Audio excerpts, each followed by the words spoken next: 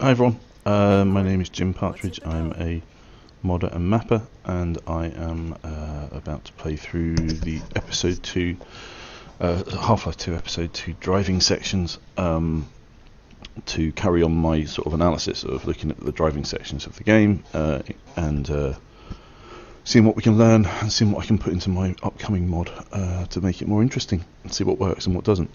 So I'm just going to lower the game volume. Hang on a second.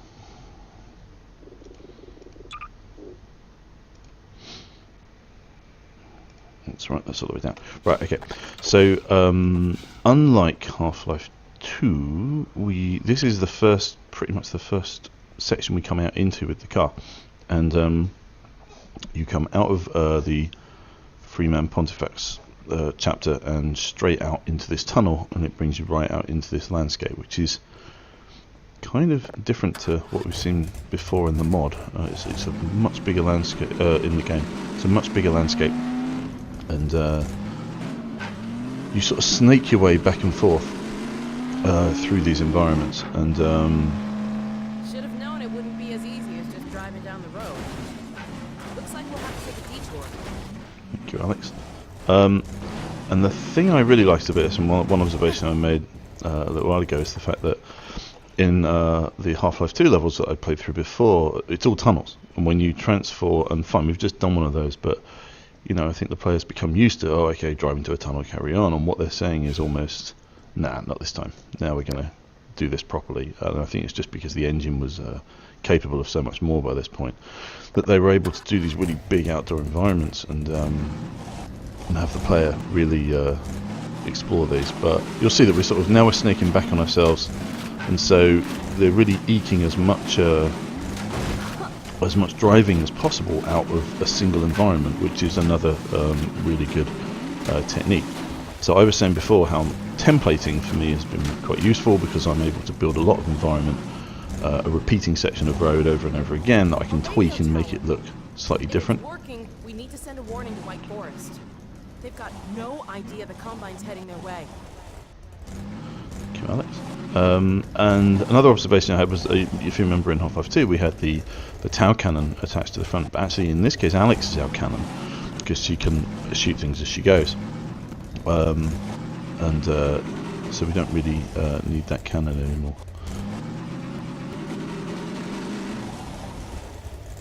There's not a lot going on up here. So as we sort of found at the beginning of Half-Life 2, this whole first section, there's not a lot of gameplay. It's really just us putting our foot down and enjoying driving as we head up to the radio tower, and enjoying the vistas as well. And I think when you're driving like this, having vistas like this is a really good idea. If you're eagle-eyed, you can spot the hunters running along this section as you're driving in there. There's quite a lot of hints all the way through episode 2 with them sort of earlier on in the beginning of episode 2, there's a bit where a hunter appears on a roof quite a long way away before it stabs Alex, and it's the sort of first introduction of them, but they're all sort of creeping around the outskirts and creeping around the outside. In the same way as at Half-Life 2, you had a lot of Combine soldiers that would sort of run past a window or something like that in the future, but always hinting about what's to come, and I think that's really good. Thanks. I quite like doing that.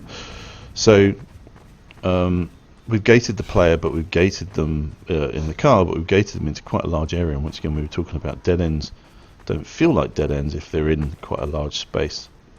And the thing I like about this area is obviously it's designed very much with hunter behaviour in mind. We're about to have a battle with hunters, and this this whole setup is designed to get the best out of the hunters possible out of their behaviour.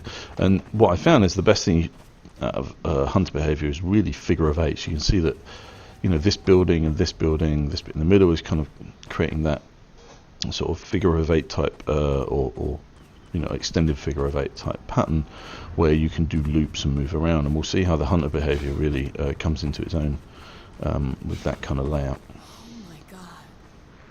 Getting bigger. I hope we still have time to shut it down. I wonder how long that's time before she kicks in. So part of what I'm doing is in my mod coming up is same as in the old Deep Down. I want Alex to be talking about things and referencing them and stuff like that. Obviously, you've only got a limited amount of dialogue you can do, but you just have to be creative and get her to see if you can find some lines from her that fit the situation wherever you are. Even if it's just so much as a simple generic kind of, huh, look at that kind of thing. Just remarking on what's going on. For a transmitter room.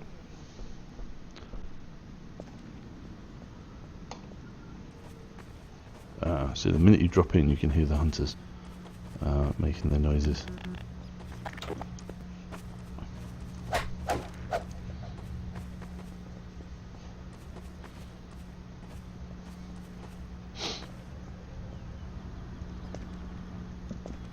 I really like this. That's a really useful line to use whenever you want to separate Alex from the player in your own mod.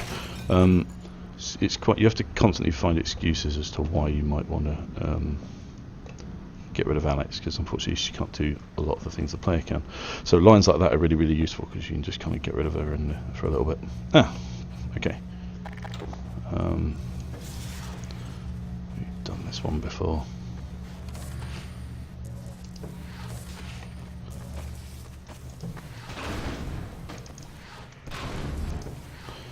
It's kind of the extension of the cable puzzle. I quite like this one just because it's they've taken the original idea and asked you to do a little bit more lateral thinking. It takes you a little while to think at first. You kind of look at it and go, oh, I don't get it. But then you realise that there might actually be another thing. I've never done one of these connection puzzles in my maps. I think they're okay, but really it's just sort of the battery puzzle extended. Oh. Okay. That was clever because it knows you're going to be facing that way. No one faces the back of a lift. That's social engineering, by the way. If you ever want to freak people out, get in a lift and face the back. But they know you're going to be facing that way. They know exactly that's what you can see. So it's almost presenting it to you, but in a very natural way. Ooh, just. Here it comes. This is a great fight. I really love this.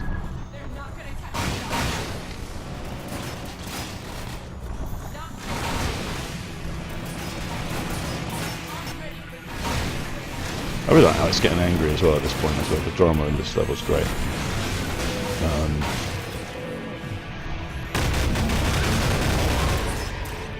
Putting bottles on the thing here is great as well. It adds so much more kind of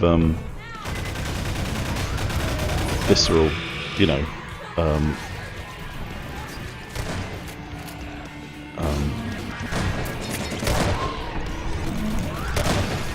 Hunter's on hard. This is difficult. Right, okay. He's down. Is he down? 3. Okay. So here we've got 3 hunters, but you know, they're sort of letting us out into the environment now, which has been kind of designed to deal with it. I'm not sure how many there are overall. There are 3 or 4, but okay. Let's do this properly. So the one thing that's quite fun about hunters is they're kind of an enemy that you want to keep at a distance because of that kick that they have. It's ooh, okay, yeah, that as well. The charge is you're constantly sort of fighting for space the whole time when you're fighting them. And I could go on about hunters quite a lot actually because there's so much. I think they're a really fantastic addition. If you don't, you know, if you don't engage directly, they'll come looking for you. But they almost avoid direct confrontation. Oh, here we go. See, there's even more. A bit like the acid lines as well. I think Valve learned in this episode that having an enemy which doesn't directly attack you is actually far more engaging for the player. We talked about Combine just running straight up to the player. The one thing I would say that actually is the weakness of hunters is physics props. If you just punt physics props at them like that, they're really quite weak.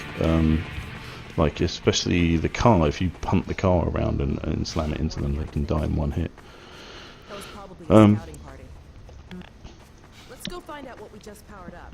there was a lot going on there, but let's just talk about sort of the things that I learned from this is you know, or from working with hunters a bit is, you know, having lots of buildings that you can move through as well as around. The moment you're inside a building, the hunters will start sort of moving around the outsides, looking in at the player, which is exactly what they're designed to do.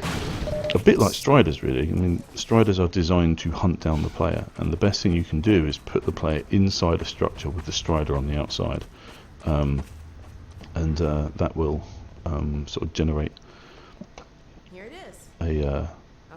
a feeling of being hunted, even though I mean, a direct battle against a Strider is fun and interesting, especially with the episode 1 aggressive behaviour that was added.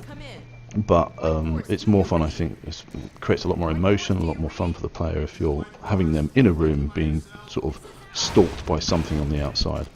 And I think hunters definitely generate that kind of feeling. Well, we had a bit of a setback. Don't you understand the gravity of the situation? The survival of Earth depends on the data you have. I know. I love making some of these They're brilliant. heading your way. What's that? What?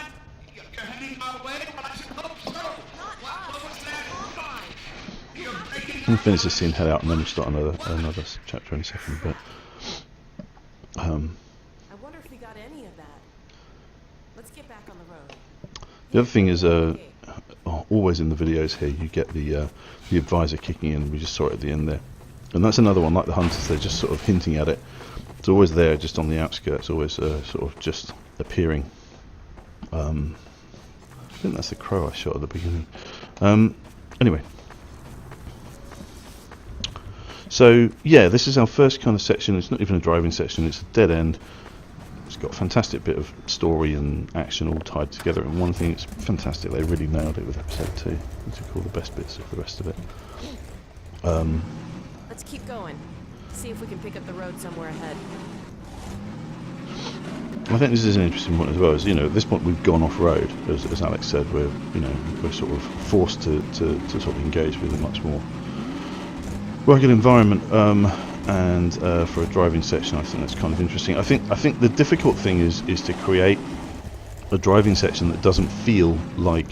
I mean, this is, you know, we're in a canyon here. We've got kind of a worn, almost road surface that we're driving along on. The texture on the base there, you can see it's kind of guiding us, as if this has been, you know, traversed many times by other vehicles. So even though it's supposed to be off-road, it's still kind of trying to make it feel natural is tough.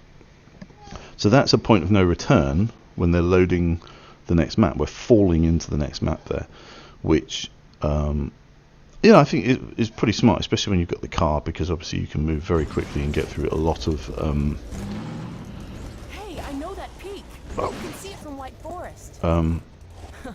you can get through a lot of map and head, you know, quite quickly, so you could spend the whole time driving back and forth, but they've stopped us from doing that. Okay, so we got a glimpse of the rail line as we came over the hill here, and I mean, this map and the map before it really pushing the boundaries as to the size of a map that you can do for the Source engine at this time. It's one of those advisor pods. Back in the Citadel, those things we saw. And if you just look at the landscape, we've kind of zigzagged our way back down here as well, so once again they're getting the best out of it.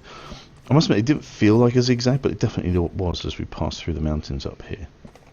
And then the other nice thing about doing zigzags and tiering is that you can kind of show the player where they're going to go, where they're going to be in future, which they couldn't really do in Half-Life 2, because I just think they couldn't put the maps this big together. But because in episode 2 now you've got the ability to do this, or had the ability once they built it, it's a long time ago, you can break up maps, make very large outdoor spaces, break them up with fences like this, and create a lot of gameplay out of one large outdoor space.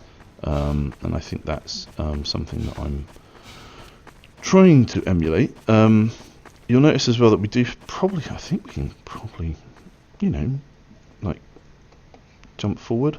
I mean, we want to make sure we hit the barn, so that's probably cut off from us, but I don't know, I'm sure that they've probably gated us in and made sure that we can't get down here just yet, because the advisor scene that we're about to go into is very, very important for the story. But bear with me a minute. The other thing they did here was, you know, obviously with the vehicle they added the flashing taillights so that you can find it again if you lose it. There was a few points back in when I was playing through Half-Life 2 Highway 17 that I actually lost the lost the car. Come on, Alex, where are you?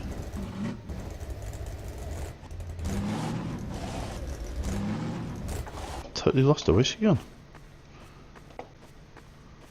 Oh, there she is. What are you doing?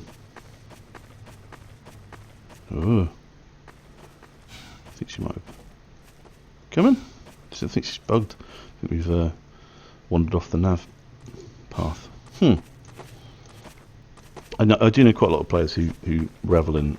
Oh no, she's coming.